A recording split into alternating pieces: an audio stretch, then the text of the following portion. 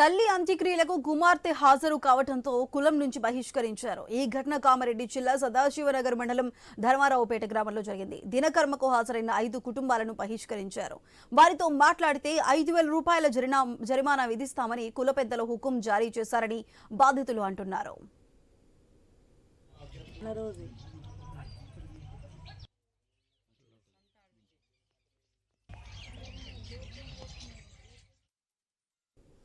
సుంకరి సురేష్ తల్లి ఆగస్టు 31న మృతి చెందారు. అంత్యక్రియలకు ఆమె కుమార్తె హాజరయ్యారు. అయితే దినకర్మ రోజు కులస్తులు ఎవరూ రాలేదు. కేవలం 5 కుటుంబాలు మాత్రమే వచ్చాయి. కులస్తులు సమావేశం ఏర్పాటు చేసుకుని ఆ 5 కుటుంబాలను బహిష్కరించాలని తీర్మానం చేశారు. బాధితులు సదాశివనగర్ పోలీస్ స్టేషన్లో ఫిర్యాదు చేశారు. 4 నెలలు గడిచినా పోలీసులు మాత్రం ఇప్పటి వరకు ఎలాంటి చర్యలు తీసుకోలేదని బాధితులు ఆవేదన వ్యక్తం చేశారు. ఇప్పటికైనా అధికారులు స్పందించి తమను కుల బహిష్కరణ చేసిన వారిపై కఠిన చర్యలు తీసుకోవాలని కోరుతున్నారు.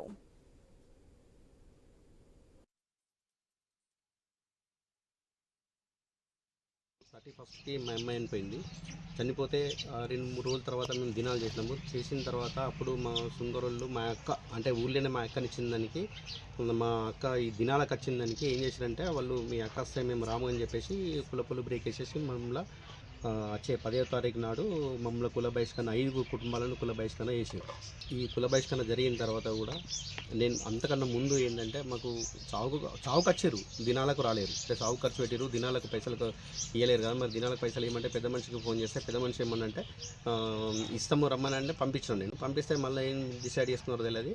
వాళ్ళు ఇయ్యమని డిసైడ్ అయినాము, మేము ఇయ్యమని చెప్పేసి అన్నారు. సరే మీరు పైసలు ఇవ్వకపోయినా పర్లేదు, పైసలు సరే మేము దినాల నాడు వంట చేసుకోవాలి కదా మరి అని చెప్పేసి మొత్తం మా సుంకరంలో ఏంటంటే 26 పొయ్యిలు ఉండే 26 పొయ్యిలకి మేము 21 పొయ్యి మాత్రమే పైసలు తీసుకున్నాము. మేము 5గురిని మేము కుల బహిష్కరణ చేసినామని చెప్పి వాళ్ళే తీర్మానం చేసుకొని మమ్మల్ని 10 తారీఖు నుంచి పక్కన పెట్టడం జరిగింది. 31కి మా అమ్మాయి చనిపోయింది. చనిపోతే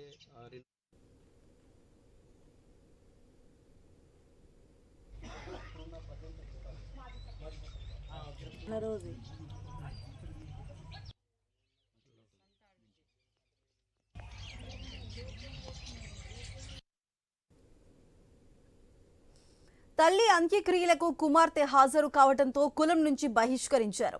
ఈ ఘటన కామారెడ్డి జిల్లా సదాశివనగర్ మండలం ధర్మారావుపేట గ్రామంలో జరిగింది.